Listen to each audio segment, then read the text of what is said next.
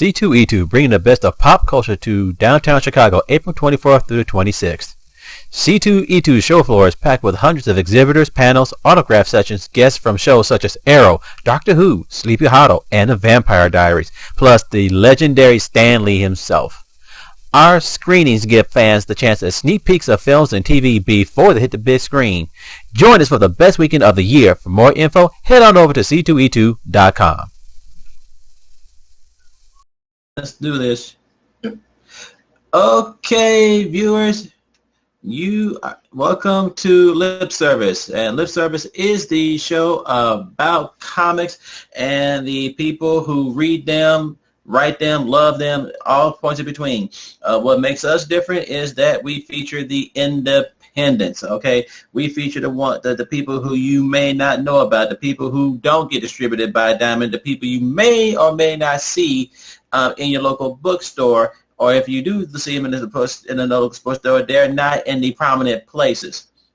Okay, so today our guest is Kevin Dempsey. And Kevin, welcome to Lip Service. Good to be here. Okay, cool. Kevin, what my first question is always the simplest one. What got you started in all this? In comics in general or writing comics? Both. Okay, I guess I've been a fan of comics ever since I was a kid. Mm-hmm. I guess the one that really got me to fall in love with it would be Calvin and Hobbes. Calvin. Oh, I love Calvin and Hobbes. Oh, boy. Though the one thing I loved about that comics was the way Hobbes would always be getting Calvin and the fights. Every time you open the door? Oh, yeah. Blam! It reminds me of my youth when I had to take out my dogs, and they were Boyzoids. If you don't know what they are, imagine a greyhound with hair and a lot taller and a lot heavier. And getting up in the, if you got up in the by one of those, it's kind of like what happened to Charlie Brown with the baseball. Oh, you mean the football? Where she always pulled away from it? Well, no, more like the baseball when he would throw it and it comes right back at him, and he gets he gets upended. You know, and the other thing that made me, I always loved Calvin and Hobbes because when Calvin and Hobbes would always get into a fight, they both Calvin looked like he was going through a meat grinder. And I would just sit back and fall back and laugh, you know. And it's funny you should mention that because a couple of years ago, we also interviewed Joe Stanton, who is the current artist for Dick Tracy. You know, and that was a privilege. So, you know, and I love the fact that you mentioned Calvin and Hobbes because a lot of people always want to try to label the comic strip as something separate from comics, but they're all pretty much one and the same. It's just that one is a strip and versus a page. You know, I guess. You know, so from Calvin and Hobbes, what got you? So it was from there that you got into writing comics, basically. Not really. I mean, I started off kind of slow. Whenever I was back in high school, I guess I did mostly a lot of writing during class. I wrote random stories to pass the time. Right. Then I guess about a year or so ago, I started looking into the industry and started writing comic strips. Okay. And when you were looking into that, what was the process for you looking into getting into comics? Did you have somebody who could point you into the right direction or anything like that? Sort of. I'd say probably June of last year, I went to a convention called EternalCon. Okay. It's on Long Island in New York. When I was there, I met some people at a company called Pronto Comics. They had a panel about getting into the field. It caught my interest, and I went to some of their monthly meetings and events, and eventually I talked to one of the editors about starting to write for them. Okay. And from there, he said, you know, he looked at you and said, okay, we'll give it a shot. Something like that, yeah. Yeah. Okay. All right. So, what is your process into writing a script for a comic book? Usually I look at the setting, I look at the characters, I try to plan out in my head, like, how I want each panel to try and look, and maybe the action, dialogue. I guess how it all comes together, really. Okay. Now, with you, with your process, now, is that just you alone, or do you get some kind of direction from the editor-in-chief? Yeah, I get that a lot. Okay. And do you try to tailor your writing or the details per the artist, that you're working with? I don't really think so. I mean, mostly I just write it. I go over with the artist some of the concept art for how the characters look, and when we come to a pretty good design, we go with that. Okay, so you do have a little bit of input from the artist. Now, with what you're writing on currently, did you get your first assignment working with something, working with a character or a series that already had an established plot, or did you or did they simply just give you a pretty much fresh off the rack book to try to get in, try to start off with? Fresh off one. Oh, okay. So basically from here, it was kind of like I guess you could say kind of like unfounded territory. And would you find that would be a safer move for somebody getting in, just cutting their teeth into this industry? Yeah, probably. Okay, because at least this way, I would assume that it would with this, if you make a mistake, it won't be as, I won't say a mistake, but if you just kind of misstep or falter a little, you're kind of a little bit safer from having the audience backlash, as it were, for something like, let's say, you screw up something in Spider-Man and they just feed you to the lions or something. Yeah, like you don't want to screw up the characters' personalities or how they interact. Oh yeah, but right, but okay. Let me ask you this: if for a character, who really gives the character their personality? Is it the artist or is it the writer that handles that? In your opinion? I'd like to think it's a good mix of both. Okay. So from here, with you having practically a brand new character, first of all, I would find it an honor, because whatever happens, you're going to be the person that everybody's going to refer back to down the road for some kind of insight. So for you, handling a brand new character, what kind of mindset do you have for that process? For appearance-wise or personality, do you mean? Personality, really.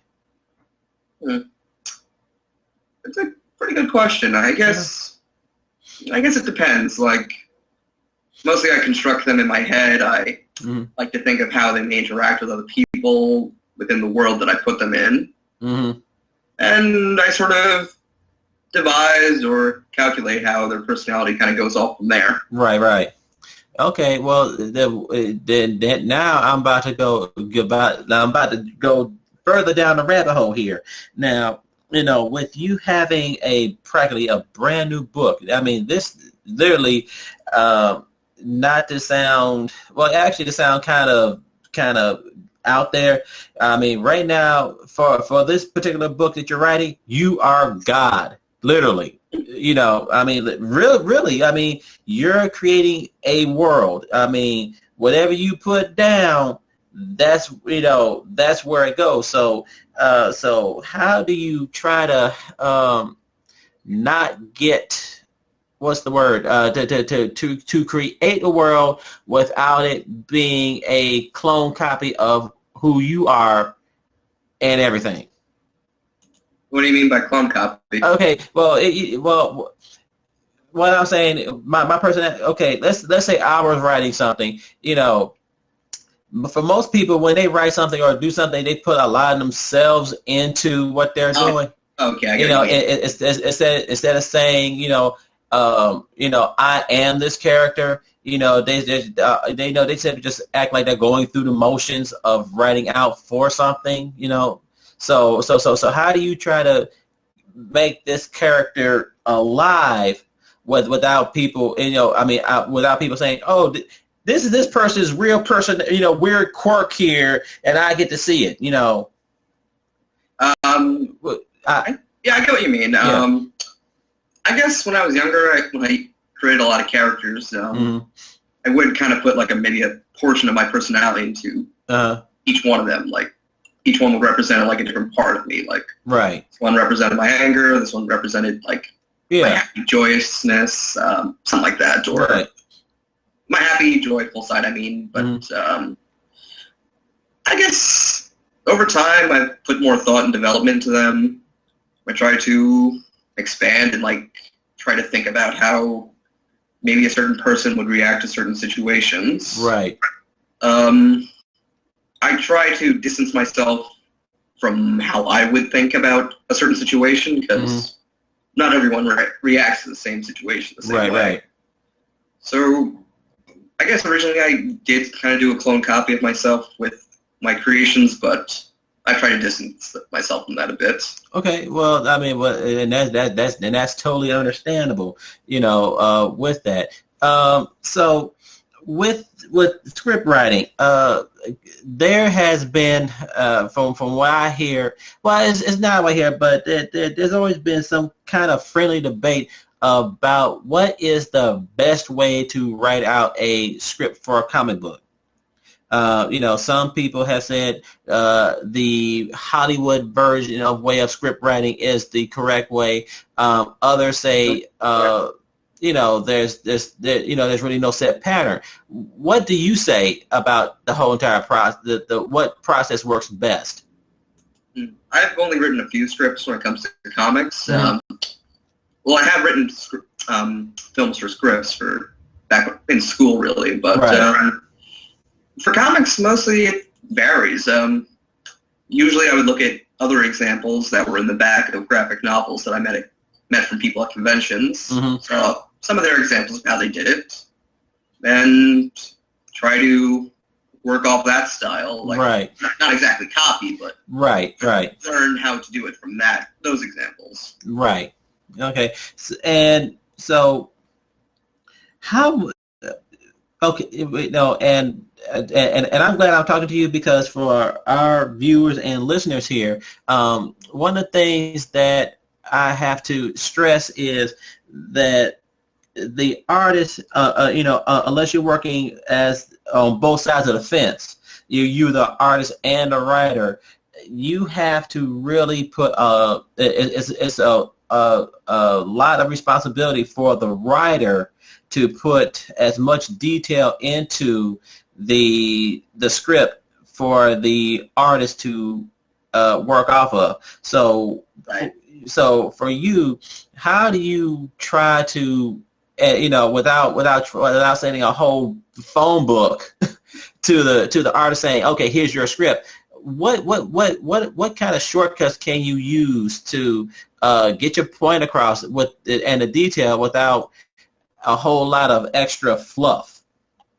I've kind of been learning how to do that a bit better. I kind of screwed up with that on my first script. I guess it's really just try to get your point across, but don't be too specific, really.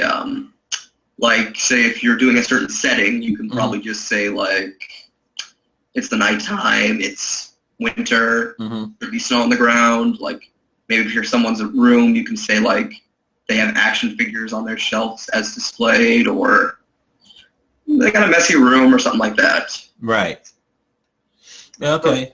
Yeah. For appearance-wise for a character, I guess you can probably just say, like, their hairstyle, if they wear glasses, if they have any certain facial features or something. Right. Okay, which makes a lot of sense. Now, with the way you're doing this, with it being a brand new character, is there a lot of leeway for the artist to take what you're writing and put their interpretation thereof on the, into the script? Yes. Okay. So, because I know some personalities, writer-wise, get hung up on their, what they're writing as that's it. There is no ifs, ands, or buts about it, and, it's almost as if they sometimes forget there is somebody still over them, i.e. Editor, that wants to have a good book, but at the same time allow creativity, as it were, and with, and the one thing that I'm getting the impression of is that the editor for this particular book is actually giving everybody a chance to spread their wings, as it were, and grow, Yeah, I can see that. Yeah. So, so for you, actually, I need to, if we can, what is the book that you're writing on currently? For the steampunk book, or for anything in general? For the steampunk book first, because I know that we've been touching bases with a bunch of people involved with that book, so what is the story that you're doing for steampunk first off? Okay, for the book, I wrote a 4-page story called A Night at the Museum. Mm-hmm. Which, of course, is a parody of the movie title, but it's basically a short story about this janitor who works in a museum at night, and he also moonlights as like this guardian, mostly wearing a steampunk suit of armor. Okay. That resembles a knight. Mm-hmm. While he works there, he mostly protects like the artifacts from people who would destroy or steal them. Okay. And one night, he gets attacked by I guess you could say like a cyborg burglar who wants to steal one of the artifacts. Uh-huh. That's kind of it. It's mostly it's just a short superhero / versus supervillain sort of story. No problem. Hey, whatever works, and the other thing is how does the fact of working with an international staff, literally, does it make the process easier, or has it made it a little bit more difficult to get it actually over and done, actually out and done? Honestly, I'd say it's probably about the same, really. It's really the second team I've worked on so far. Mm-hmm. With Comix, but I have no problem. I mean, okay, everyone's been doing pretty good on it so far. Okay, that's half the battle. So with you being, just really getting into this industry, what have you experienced? What kind of experience have you had so far? Has it been a mentoring type deal, or has it been pretty much you still trying to find your way? Honestly, just me still trying to find my way. Okay. And with you working with steampunk originals, have you found that one person that you can kind of lean on for mentorship? Maybe Mike, the guy who's running the book. Mm-hmm. I'd say Mike. Okay, cool.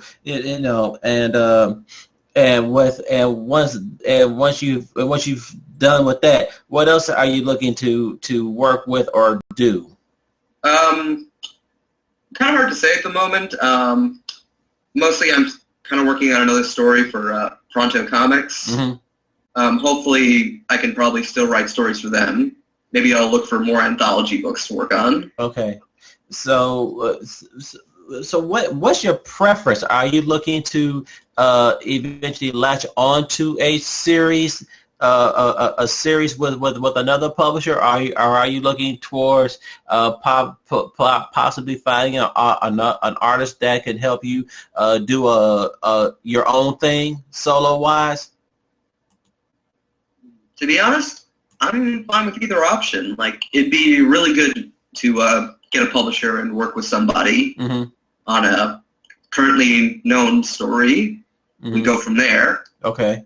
But it would really be great to turn one of my own random stories that I've been storing in my head for years into a project. Well, I mean, nowadays with the net and Kickstarter and other sources, you know, I mean, it's very, well, I can't say easy, but the process of finding the resources to make it happen are out there now, so, and one of the first things that I see now is that with the digital aspect of it all nowadays, it makes the process less expensive to deal with. For us, when we first started, the digital aspect of it was still in its infancy. Yeah. Basically. So we kind of patterned ourselves trying to stomp with the big dogs, and going for the print, So now with the digital aspect of it all, has it made your process a lot easier? Because nowadays, all you gotta do is flip. You don't even have to flip a laptop anymore. You can pretty much do it on your phone. Pretty much. Which for me, I find on the one hand interesting and ironic. There used to be a time where the old pen and pad, but now if you got an idea, you just simply just whip out your smartphone, do. And next thing you know, off it goes. Yeah. So where do you see yourself in the next 6 to 10 months? Well, hopefully graduating college. Yeah, that's mostly where I see myself then. Right. With comics, not sure. I'll probably still be in the same point. Well, at the moment, I just want to focus on my education mostly. Right, which is totally understandable. So, have you? I guess right now. So right now, for you expanding on comic book writing, it's kind of on hold till you kind of actually get done with school, correct? Yeah, that's which is. Well, actually, from what I have interviewed people doing that have gone on to further their career in this industry, you're pretty much right on point. You've cut your teeth. Now you're going through the process of, start, then they stop for college, family, whatever, and then all of a sudden they seem to kind of find their way back to it. So from here, my next question is, what would you give? What kind of advice would you give to an aspiring person right now to about getting into comic book writing and industry in general? I guess for me, I guess I would say maybe make as many connections as you can. Like, say, if you go to conventions a lot, like, make a lot of conversations and connections with people there at booths or people who are walking around. Look out for panels that could, go over certain stuff like getting into the industry or with other people who have the same interest of becoming a creator like yourself. Right. Okay. And just always keep your options open. And there you go. So if people wanted to Well, first of all, I mean, because I know there's many versions of steampunk originals out. Is what you wrote out currently, or is it coming, or is it soon to be? Soon to be. I didn't find out about this until last May, and mostly the story I worked on we couldn't get done by the last book, so I'm gonna try to get it in book 8. Okay, so you'll be part of the other crew. I can't talk right now. I've been running my mouth for so long. So you're gonna be part of the next this upcoming crew that I've been interviewing for book 8. And when does that come out? Hard to say, really. It depends on mostly the publication schedule. Okay. So are we looking at early 2015 or mid 2015, somewhere around there? Kind of hard to say. I'm a little in the dark about that, but I would say sometime between mid 2015 to late 2015, I guess. Right. Okay. I guess. Okay, that's cool. And now I know this is for right now. It would be a kind of a long stretch, but once you got done with school, where would you love to see yourself as far as the comic book writing in the next 2 to 5 years? Well, as I said, I mean, I would like to be able to continue what I'm doing. Mm-hmm. Otherwise, I'd like to look into the possibility of either doing my own independent series, maybe be a Kickstarter or a webcomic, or maybe working at a comic company as a writer, or some other small position, cool. Or something working on a book, I guess. Right. Well, hey, that's after that. Hey, there's nothing wrong with that. And with that, folks, we have been talking with Kevin Dempsey, and you have seen it, and he's given us a very unique perspective, because for most of the people that I have interviewed have been in the industry for a couple of years, so now you're getting a perspective from a truly up and comer. I mean, he's just now literally getting his feet wet into the industry. So for those of you who are thinking about getting into this industry, I would say hit him up. And form friendships, because the people who are in the same level as you are there's power in numbers. If there's more than one of you, one can help encourage the other and push. So from here, you have gotten a very, very unique perspective in this interview, because once again, you're talking to somebody who is just really getting their feet wet. And Kevin, as soon as you find out when Steampunk's Originals number 8 comes out, let us know so that way I can relate to our viewers and our listeners that they can sample your writing ability. Okay. I'll let you know as soon as I find out. Okay, cool. And folks, we have been talking to Kevin Dempsey, writer for Steampunk Originals version 8. That will be coming out probably more than likely next year, probably more than likely mid next year. And once again, I am your host, Stats Jenkins.